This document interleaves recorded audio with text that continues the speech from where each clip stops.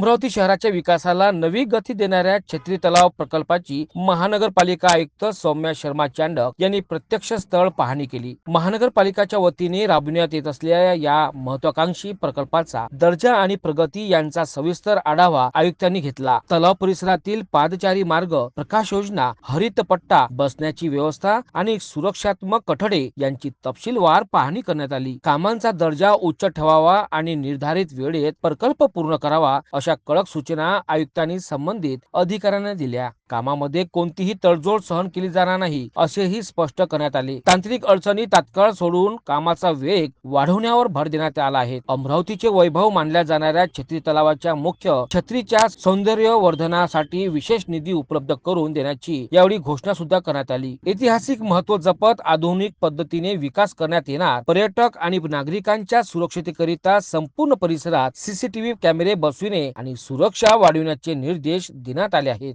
छत्री तलाव प्रकल्प पूर्ण झाल्यानंतर अमरावतीकरांना स्वच्छ, सुरक्षित आणि आकर्षित विरंगुळ्यांचे ठिकाण उपलब्ध होणार आहे। शहराच्या पर्यटन आणि पर्यावरण विकासाला या प्रकल्पामुळे नवी उभारी मिळणार आहे।